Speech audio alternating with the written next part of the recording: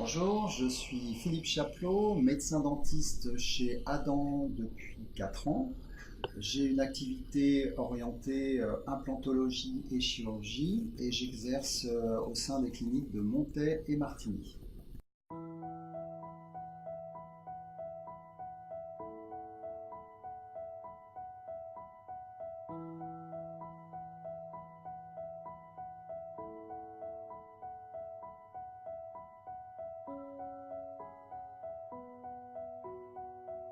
Les implants sont des racines artificielles en alliage de titane. Donc c'est cette partie-là qui va mesurer entre 4-5 mm et 14-18 mm maximum pour les très longs implants.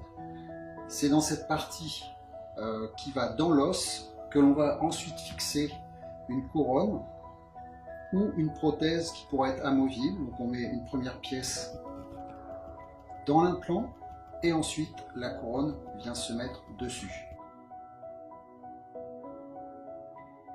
Pour l'intervention elle-même, alors évidemment on va anesthésier toute la région. C'est des anesthésies très simples, même souvent plus simples que celles qui sont nécessaires pour une extraction ou pour un soin ou un traitement de racine. Une fois l'anesthésie faite, on va réaliser un petit orifice au niveau de la gencive pour atteindre le niveau osseux. Au niveau de l'os lui-même, on va faire un petit puits qui va correspondre à la forme, à la longueur et au diamètre de l'implant. Les suites opératoires sont généralement excellentes puisqu'on va travailler avec un implant stérile dans une zone qui aura été cicatrisée et qui sera saine. Donc on est dans de meilleures conditions que pour même un soin sur une dent qui a des bactéries autour ou dans un traitement de racine ou encore plus compliqué, une extraction où là on travaille dans un milieu qui est contaminé généralement. Là on est dans une zone complètement assainie en matériel stérile, donc les suites opératoires sont généralement excellentes, meilleures que pour une extraction. Souvent les patients prennent un comprimé contre la douleur après l'intervention et les jours qui suivent ne prennent rien. Donc pour les suites opératoires, on peut très bien se faire poser un implant le matin, aller travailler l'après-midi et manger tout à fait normalement de l'autre côté dès le jour même, le lendemain. On est vraiment sur quelque chose qui est ambulatoire.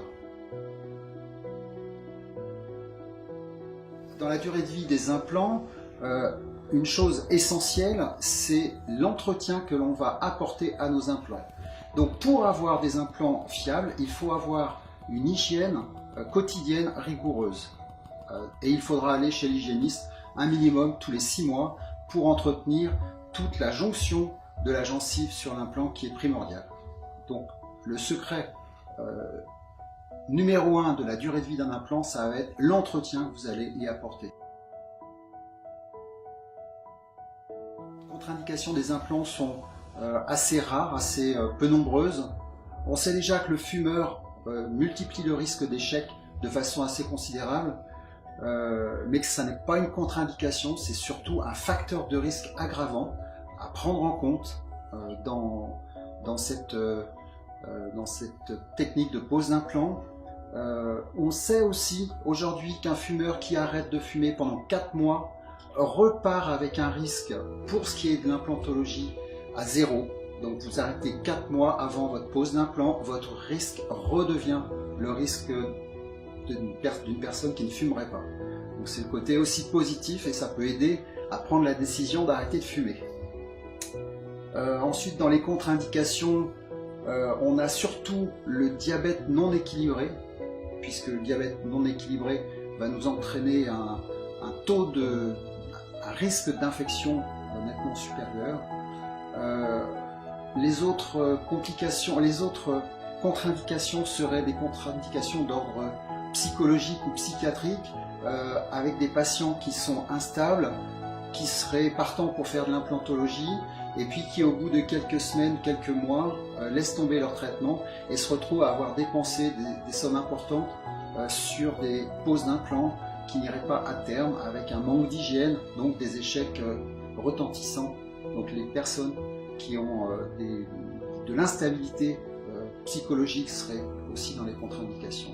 Mis à part ça, il n'y a pas vraiment d'autres grosses contre-indications, et c'est plus au cas par cas où le médecin dentiste doit faire l'analyse médicale du patient pour s'assurer qu'il ne soit pas dans les contre-indications d'implantation.